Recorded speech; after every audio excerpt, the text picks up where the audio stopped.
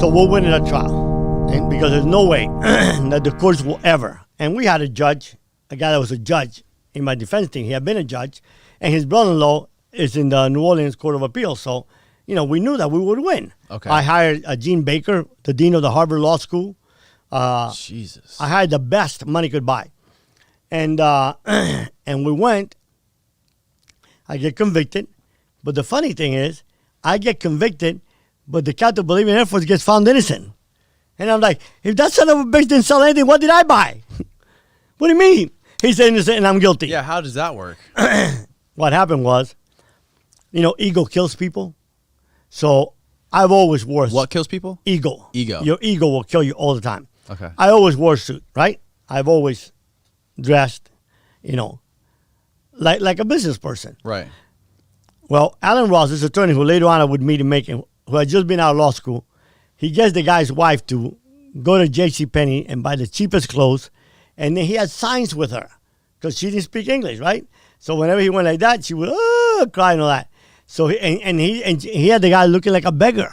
Now I walk into the courtroom with bodyguards in a limo, dressed like freaking John Gotti or something. Right. With my ex-wife who was a beauty queen, and that judge looks at me. So he only has one attorney. I have 5 in my table, and the judge looks at me and says, "Mr. Valdez, how can you tell this court you're innocent?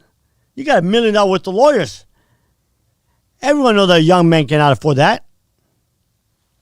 I mean, it was like crazy.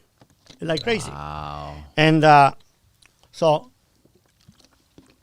I get convicted. I'm given the highest sentence, 15 years special parole, $250,000 fine, and I go off to prison to wait for my appeal. And I had a blast in prison. You had a blast. Yeah, I saw you guys say he had a hard time. Well, when you're nobody, you have a hard time. But if you got money in prison, I went there and a lot of people worked for me or someone to work for me. So I mean, I had brand new sheets every day. I did not wear the sheets that What the inmates prison wash. did you go to? I went to Tallahassee, which at that time was one of the most dangerous prisons in America.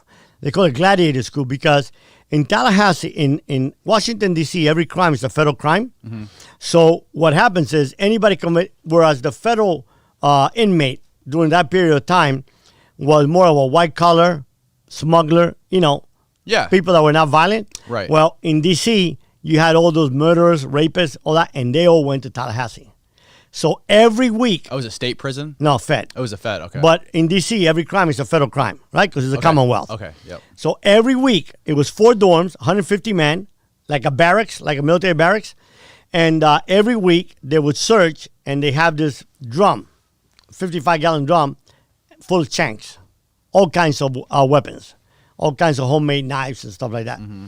And I was just 23, but everyone knew I had more money than anybody else. Yeah. I bought every guard that I could, and whenever they brought meat for beef stew, I would buy all the meat. I'm the only inmate that I went to eat, and I had a tablecloth on my table. So I lived like a king because I also, in exchange, I kept the peace in the prison. Then I get transferred. Well, I bribe because I could have never gotten transferred to Eglin Air Force Base, which was a camp, right? At that time, they called it Fed Camp. That's like a free-for-all camp. Yeah. I mean, the bars is they draw a red line on the ground and don't cross that. But you go out and you work in the military base. Eglin is the largest Air Force base in the world. Mm-hmm. So you go work there and you're driving a truck. You're like a free man. So when I went to Eglin, well, what happened was one of my attorney became very good friend with the designating officer in Atlanta who designated inmates because should have never been designated to Eglin, right? Because I was a very high profile, I was what they call original jurisdiction, which means you're the head of a big family and all the cases go through Washington. But this guy was about to retire and I gave him $50,000 to designate me to Eglin. So I get sent to Eglin. Man, I walk into a prison right straight to the captain's office, the warden's office. I don't know how the fuck you got here. You don't belong here. I don't know who you paid off.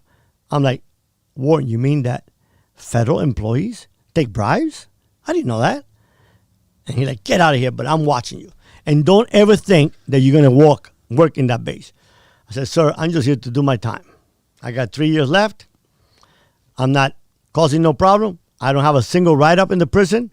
I got a great resume, just doing my time. Right. So they assigned me to a dental office.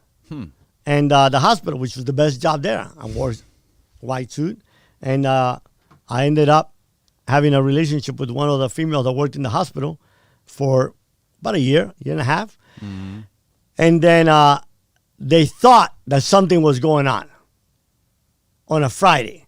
So on a Friday, we had the dental office locked up, cleaning all the instruments, and the social warden comes. And when the door was locked up, he's like, what the hell is going on here? I'm like, we got locked up because this instrument, you don't want the inmates to have access to the instrument. And, that person came and said, yeah, well, he was just cleaning up. I'm just supervising him. And he's like, couldn't say nothing. And next Saturday night, when all the Sunday night, when the job assignments come out, people come to my bunk and they're like, dude, you out of there. I'm like, what? Yeah, they assigned you to the base. I'm like, they assigned me to the base? Oh, man, that's my punishment? He said, the word is that they think that you had something going on with one of the female workers. Right. I'm like, all right. So I go to the base, and then after a week, I'm assigned a crew. So I go up to the guy running the crew, and I said, look, I'll make a deal with you. I'll give you $500 a week.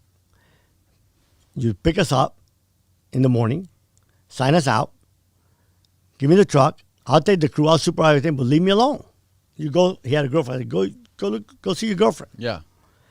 Oh, are you crazy? I'll be damned if I'm going to let. And he was a big old man. I'll be neck if I'm going to let some spick go ahead and tell me what to do. I said, I'm just suggesting that I can do this, and you can have fun and you can make some money. So on Friday, I disappeared all the equipment out of this big old military truck that we drove, all the lawnmowers and the weed eaters, and so he checks us out. He goes to check us back into the prison, and as I'm about to go in, he comes running, Valdes, Valdes, Valdes. And I'm like, what's the problem? He said, you son of a bitch, where's my equipment? I said, in the back of the truck.